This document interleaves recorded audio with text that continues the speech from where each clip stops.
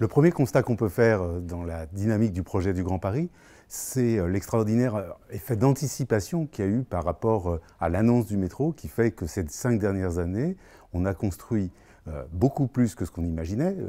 L'objectif qui paraissait hors d'atteinte il y a 10 ans de 70 000 logements par an a été dépassé pendant 3 ou 4 ans depuis 2015.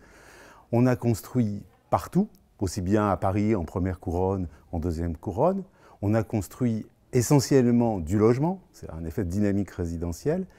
Et cet effet de construction, il est fondamentalement plutôt le fait du tissu urbain diffus et des promoteurs qui, en fait, ont profité, je dirais, de l'effet d'annonce du Grand Paris, mais aussi de la loi Allure qui supprimait les coefficients, les plafonds de densité, qui fait que on a, dans un cas, divisé les parcelles, dans l'autre cas, regroupé les parcelles, et on a densifié le tissu urbain existant.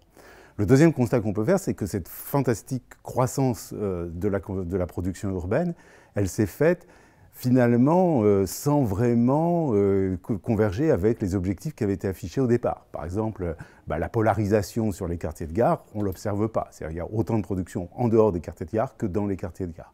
Deuxièmement, l'effet sur le rééquilibrage territorial à l'est des activités économiques ne se joue pas. Les acteurs économiques continuent à investir plutôt à l'ouest et un peu au nord, en Seine-Saint-Denis.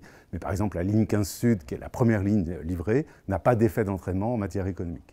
Puis le troisième constat qu'on peut faire, c'est que la question de la mixité sociale, pour l'instant, reste une question en suspens.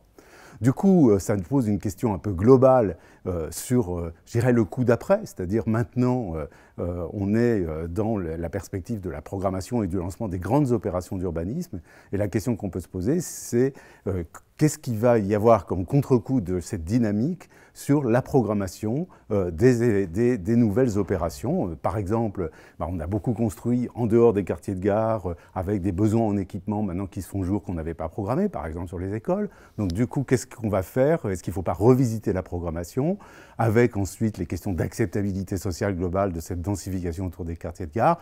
Bref, le jeu est à nouveau réouvert pour la suite du grand projet du Grand Paris. C'était du coup le sens de toutes ces interviews qu'on a fait autour des membres de l'HR, que de voir comment tous ces acteurs qui étaient partie prenante de cette dynamique l'ont vécu et aujourd'hui l'analysent.